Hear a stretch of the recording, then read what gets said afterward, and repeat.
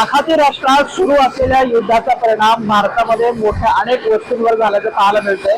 हे सध्या नांदेडच्या ॲक्वा केअर मध्ये आहे आणि अशा पद्धतीचा हा सगळा ॲक्वा प्लांट जो आहे ते मागील 25 वर्षापासून नांदेडमध्ये सुरू झालेला आहे. मोठ्या प्रमाणात या प्लांटचा खप जो आहे तो पाहायला मिळतो. मराठवाड्यातला हा पहिला प्लांट आहे आणि मोठ्या प्रमाणात दिवसाला साधारणतः 2 ते 3 हजार बॉक्सेस अशा पद्धतीने पाण्याच्या बॉटलाचं पॅकिंग जे आहे ते इकडे केलं जातं आणि मोठ्या प्रमाणात हे पाणी जे आहे ते नागरिक शुद्ध पाणी म्हणून पित असतात. पण याचा सुद्धा आता या युद्धाचा परिणाम जो आहे ते या पाण्यावर सुद्धा झाल्याचं पाहायला मिळतंय. काही प्रमाणात त्याचे दर जे आहेत ते वाढले आहेत.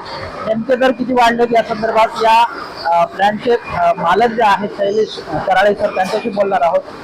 युद्धाचा काय परिणाम झाला नेमका आणि लोकांची तहान मागणार आहे का? युद्धामुळे सर आमच्या आखाती देशातून कच्चा माल नेहमी येत असतो. तो आता युद्धामुळे येणं बंद झालेला आहे. तर त्याच्यामुळे आहे त्या मालामध्ये भरपूर प्रचंड मोठ्या प्रमाणात शॉर्टेज निर्माण झालेलं आहे आणि शॉर्टेज म्हणतात त्याच्या अकॉर्डिंगली महागाई झालेली आहे. सर्व आपल्या रॉ मटेरियलचे कच्च्या मालाचे दर साधारणतः 50 ते 60% वाढलेले आहेत.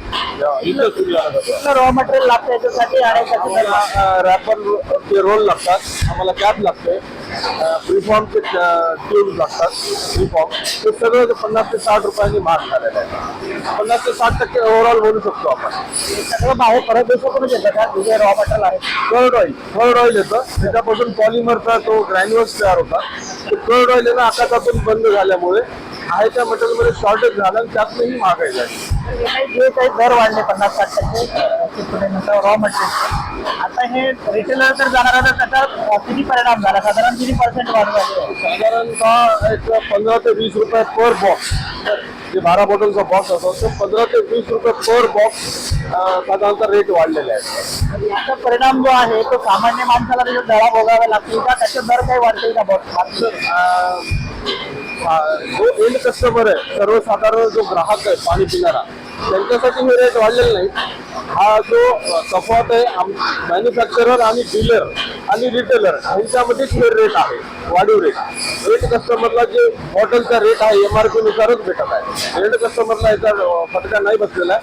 मॅन्युफॅक्चरर, डीलर आणि ट्रेडर, रिटेलर यांना हा फटका बसलेला आहे. भविष्यामध्ये जर युद्ध असं सुरू राहिलं तर सामान्य नागरिकाला याचा जळा बसतो. तर सामान्य नागरिकांवर तर यांच्या व्यतिरिक्त सर्व प्रकारचे जळा बसत आहे. जसं गॅस सिलेंडर आहे, अन्नधान्याचे हे आहे, महागाई आहे, दळणवळणाची साधने आहे. पण जर युद्ध चालू राहिलं तर आमचा माल महाग होण्यापेक्षा एखादं बंदही होऊ शकतं. हे भारत देशामध्ये जेवढं रॉ मटेरियल अवेलेबल आहे त्याच्या हे चालत आहे. तर तिकडून माल येणं आणखीन काही काळाने बंद झालं तर मे बी हे बंद पडू शकते. भारतात माल याचा भेटतच नाही. कच्चा तेल आयात होणार, त्याच्यापासून सगळं रॉ मटेरियल तयार होतं. उद्योजक म्हणून सरकारकडे काय मागणी कराल? जसं आपण आता भीती व्यक्त केली की प्लांट बंद पडू शकतो, म्हणून सरकारकडे काय विनंती कराल की सुरळीत सगळं सुरू राहावं? तर आमची शासनाला हीच विनंती आहे की हे मिनरल वॉटर हे फक्त आमच्यापुरतं नाही, पूर्ण महाराष्ट्रात, पूर्ण भारतात असंख्य कारखाने आहेत आणि त्यांच्यावर हजारो कर्मचारी, लाखो कर्मचारी काम करतात. तर युद्ध जरी होत असलं तर ते देवाणघेवाण जी दोन देशामध्ये आहे, जे काही आहे तर ते यशस्वी मध्यस्थी करून रॉ मटेरियल, जसं कोरोनामध्ये सर आम्हाला सर्व ट्रान्सपोर्ट चालू होते, आमचे कारखाने कोरोनामध्ये बंद नव्हते, माल भेटायचा आम्हाला. तसं त्या पद्धतीने शासनाने सुविधा करून द्यावी आणि बाहेर देशातून येणारा जे कच्चा माल आहे व्यापाऱ्यांचा तर तो भेटायला पाहिजे. जसं गॅसचे सिलेंडर आले काल परवा ऐकलं मी, तसं आमच्या कच्च्या मालाला आयात करायची परवानगी द्यावी शासनाने. तर आमचं हे सुरळीत चालेल. थोडी बहुत महागाई होईल, एंड कस्टमरला त्याचा प्रॉब्लेम होणार नाही. पण आमचे सर्व जे मिनरल वॉटरचे जी आमचे हे क्षेत्र आहे त्या क्षेत्रातले सर्व कारखानदार म्हणजे अडचणीत येणार नाही.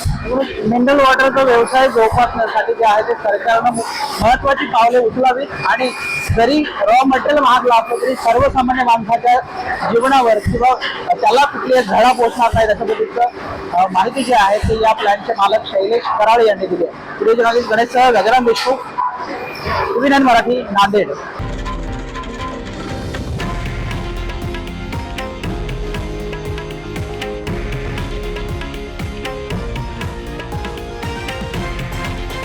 हे आहे देशातील नंबर 1 न्यूज नेटवर्क आणि आपण पाहत आहात TV9 मराठी, एकमेव.